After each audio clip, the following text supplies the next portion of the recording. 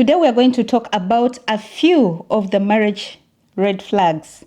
Red flags, I mean those warnings that can give you a hint that your marriage is not doing so well and you need to do something about it to revamp it to its glory. Yes, it is like a checkpoint, whereby you see, okay, how am I doing in this area? How am I doing things? So what can I improve?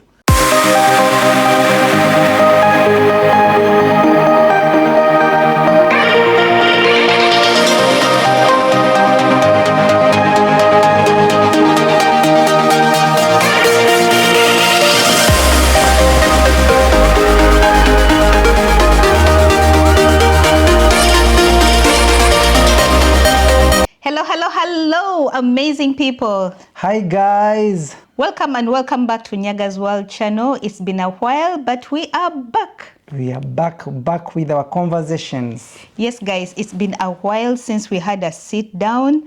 And you know what? This sit down is special because we are about to celebrate our 20 years in marriage. And because people were asking us about our marriage, kinda, so we're like, okay, let's give some vibe around marriage because it's an important union. It's a very basic family unit, and this is what builds the community. So we said, why not share some conversations about marriage?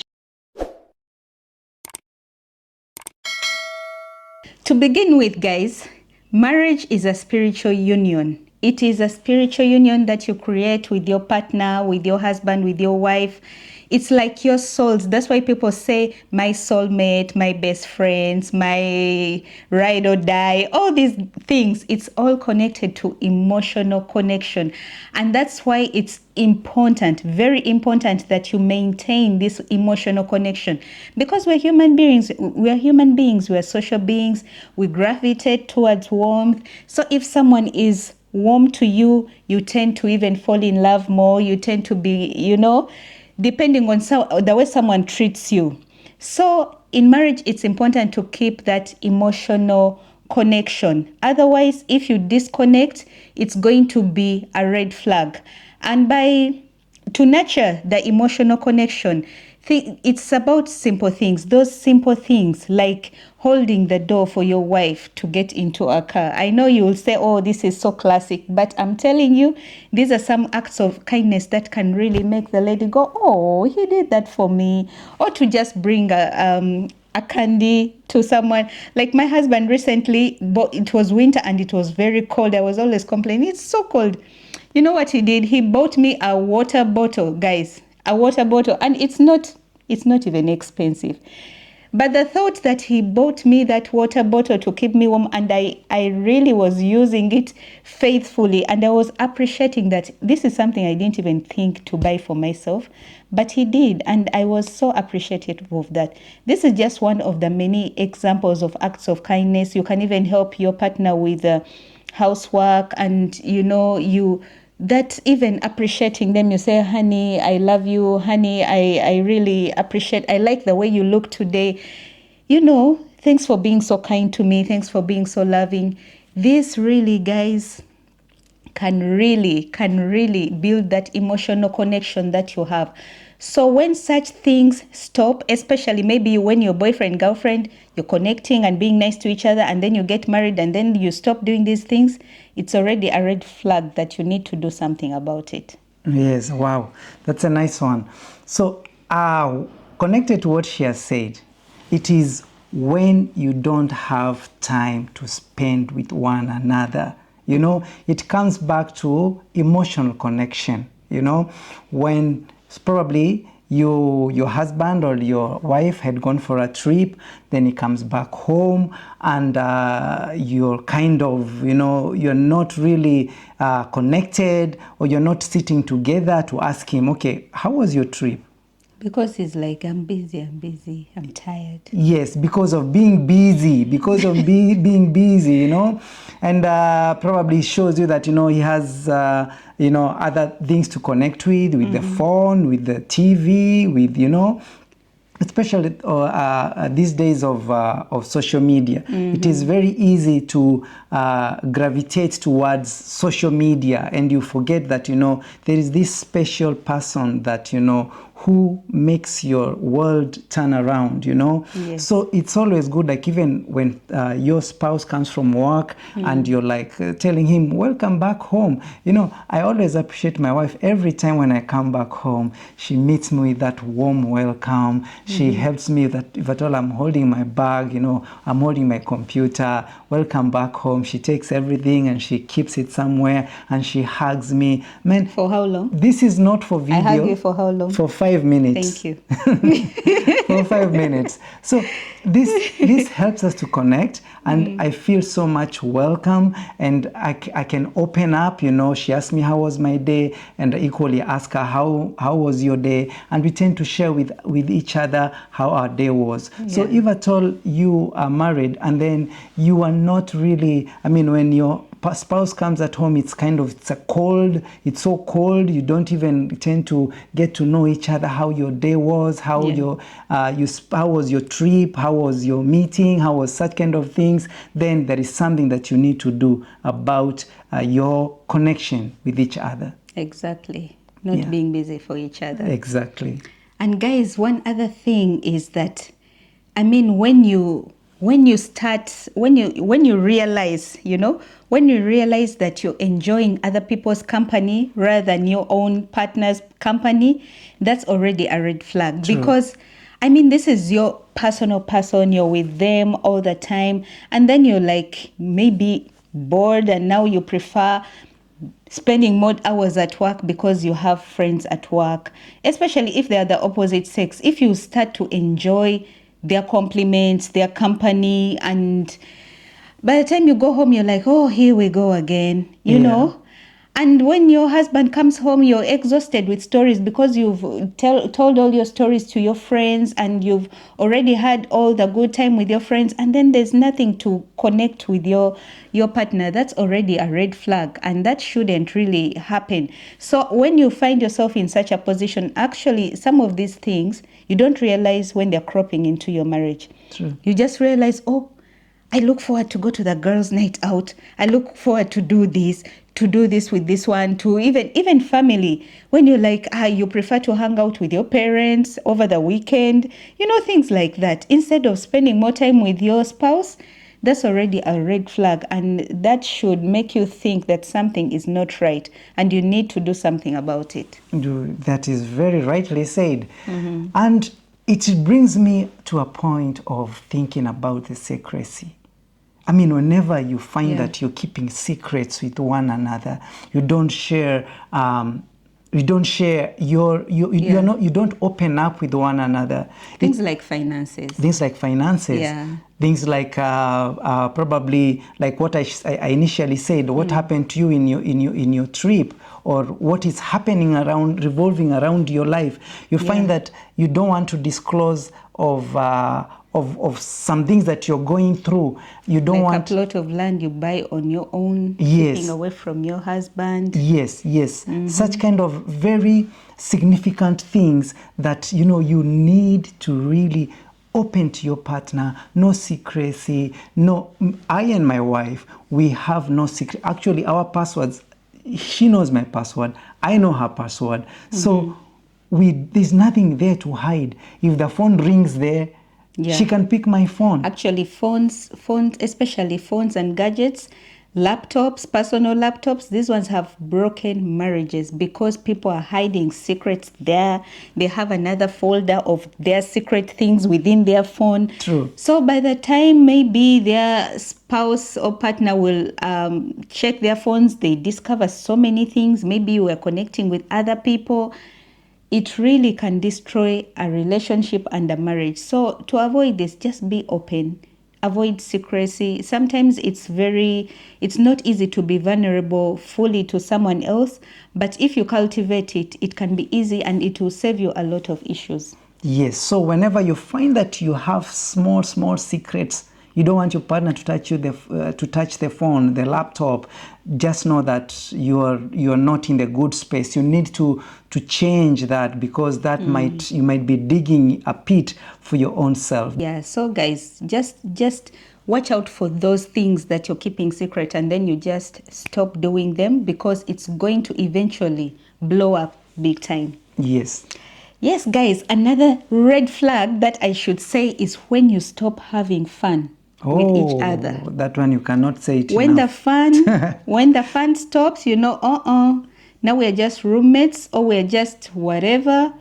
But that shows that already you have disconnected, you have been too busy for each other. In other words, there's been a wedge that has been created already, and you need to do something about it, because I'm telling you, fun is like giving life to the relationship. If you can't have fun with your partner, who are you going to have fun with? Okay, you may have alternatives, but if you're not having fun with your partner, that shows that already there's a disconnection, that you need to do something about it. Actually, we usually, you've seen from our videos on YouTube, if you scroll through the many videos we do, sometimes we don't even pay anything to have fun with each other. We just do a game at home, even with our boys, or we go to the park and jump around and do whatever we're doing, just to have that fun time together. And when you have that fun, it's easy to communicate with one another. If I'm having fun with you, I'm going to be open to tell you anything, and we can be able to discuss things. It's like it evens up things for conversation, for relating, for bonding. So we should always make it intentional to have fun with each other. So please don't stop having fun with each other, because if you do, already there's a concern there. Yes, actually what happens, you find that whenever you have fun, you extend this to your kids, to your children. You find that your children, they're also happy, and they're also energized, and they're willing to open up. They're willing to share the moments. I mean, you get to know how that child thinks about this, how that this child thinks about that, and you get to know their personality as well. So it comes from the parents, and then it's extended to the children as well, because you find that 80% of your happiness depends, of the kids' happiness depends on the happiness you as a couple, you as a husband and wife are sharing. Yeah, it's like your joy reciprocates to them. Your good vibes will go to them. If you have fights and issues, imagine even if you don't say anything, they feel it. Even if it's a baby, they feel it. True. So it's really important that we keep healthy relationships for the sake of our families, for the sake of our children, and even the generations to come. So one of the very important subjects when you don't have those intimate moments, it's very important to really connect intimately together. What I mean by it's sexually attracted to one another. When you find that you are losing that attractiveness when it comes to sexual, that then you should know that you're losing it. Why? It is because we are social beings. My wife needs to be attracted to me, and I need to be attracted to her, because it brings, we celebrate our relationship that way. Right. I should be able to compliment her, and she should be able to compliment me. And through this complimentation, it makes you connected, spiritually and emotionally. So physically. And physically. So it is very, very, very, very much important when you spend those intimate times together, because they say when a couple doesn't spend those intimate moments together, it kills their, probably the lady feels unappreciated, or the husband feels unappreciated. But when you have those intimate times together, you feel you're connected, and you feel that, you're open to one another. It's just one thing. And that's the reason why God brought a man and a woman in the first place. Okay? He didn't bring a man and a man, or a woman and a woman. He brought a man and a woman, so that you can, because this is the only way that you can be able to what? To celebrate your relationship. Especially. So if it's lacking in your relationship and you feel distant about it, that's already a red flag that you need to address and put things back on track. Right. Another red flag, guys, that you need to look out for is when you consciously or unconsciously start criticizing your partner. You Yes. know, when he was your boyfriend or girlfriend, everything was rosy. You're like, oh, you're the best. Oh, man, you're this and that. You're praising them endlessly. And that's why you married them, right? But then it comes to some point in your marriage and then you're like, eh, but why aren't you doing this? Why aren't you changing your hair? Why are you not, the house is not clean properly. Or the way you take care of the baby, it's not efficient enough. Or, even the food, you're like, this food, it has so much salt, it has so much chili. Funny things, even things that you shouldn't complain about, you start picking on even the smallest of things, criticizing them, even from the way they look. Because, for example, women, when we give birth to our kids, our bodies change, as if the man doesn't know that your body was going to change when you give birth. But then you find your husband, he's also criticizing, oh, you have a big tummy, oh, this and this, oh, the boobs. Really, it's not, first of all, it's not fair, it's very unkind, it's not good at all that you don't understand the phase that your partner is in. But if you find that you're becoming this negative, imagine the damage it's going to cause to your partner. Always picking on them, it will damage their self-esteem. You'll be crushing their spirit. And obviously, I can't connect with you if you're always criticizing me. Yes. I'll be avoiding you. Yeah. I will be Because already... I feel attacked. Yes, you feel attacked. And so I'll be protecting myself and avoiding you completely. Yeah. So already this kind of criticism that is so unnecessary. Even just sometimes you're driving and then you say, why are you hitting the brakes so hard? Oh, please, guys, let us control our criticism. And because there's a way you can criticize in a healthy way, in a loving way. Yes. Like my husband always, there's so many things, but he tells me in the most loving way, and it really gets to my heart. I'm like, oh, I need to do something about it, because he's so, even the way he chooses his words when he's addressing an issue that I need to add to maybe change about myself, or something that I'm not doing right. He says it in the most loving way, and I respect you for that, because really, maybe from the other way around, I don't know how I would address it, but in that way, it ends up building me, and I become intentional in developing myself.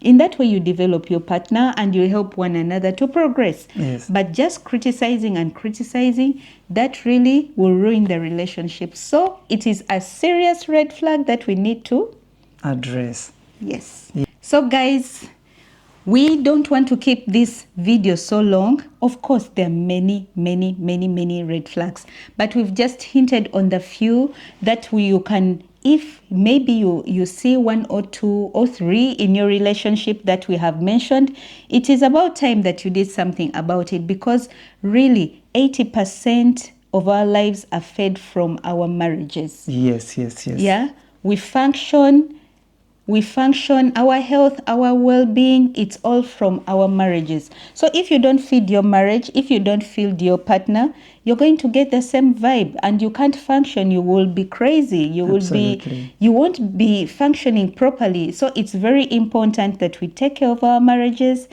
because we're the beneficiaries after all, right? It's a good deal. So yes, guys, we thought we would have such a conversation. And if you have enjoyed this conversation, please go ahead and comment in the comment section, and also tell us what more you would like us to speak about, because we're more than happy to share what we experience and what we learned from other counselors as well. Absolutely.